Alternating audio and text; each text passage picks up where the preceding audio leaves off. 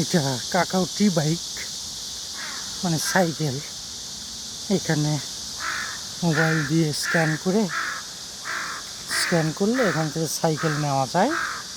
এবং যে অ্যাপস আছে কাকাও, এটা ওর সাথে ব্যাংক অ্যাকাউন্ট কানেক্ট করা আছে। তো থামানোর পরে অটো কেটে যায় টাকা। এটা ইলেকট্রিক, এটা একবার প্যাডেল করলে অনেক দূর চলে যাবে, মানে হালকা প্রেশার চার্জড ইলেকট্রিক বাইক। এটাতে খুব ইজিলি যাওয়া আসা করা যায় এদিক ওদিক। আর কোরিয়াতে আসলে হয় প্রাইভেট কার, না হয় কাকাও বাইক নেওয়া, দুইটাই। এখানে হুন্ডা খুব একটা দেখা যায় না কারো ব্যক্তিগত, শুধুমাত্র এই যে ডেলিভারি, এগুলো ডেলিভারি ম্যান, তো ডেলিভারির জন্য ওরা চালায়। এগুলো নর্মাল কোনো বাইক কারণ নাই।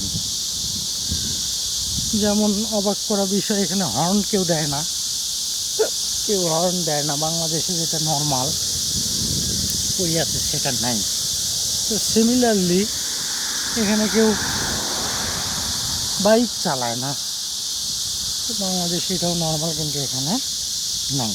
তো এই হচ্ছে বিষয়। আসলে মনে হতে পারে যে এটা কেমন করা হলো, কিন্তু এরকমই আসলে। আর রাস্তা ক্লিন, কে কখন ক্লিন করে জানি না, তবে এগুলো লেক, কিন্তু এই লেকগুলো ক্লিন মোটামুটি, আরও ক্লিন আছে, কিন্তু অ্যাটলিস্ট এটা একটা ফুলের গাছ, কেউ ছিঁড়বে না, কেউ কোনো ময়লা ফেলবে না কোথাও। ট্র্যাশ, এই লেকগুলোতে ট্র্যাশ ফেলা হয় না, দ্যাটস ওয়াই সবসময় ক্লিন থাকে, যানজট হয় না। পানির ফোয়ারা, ওকে দেখানোর চেষ্টা করি একটু। আচ্ছা,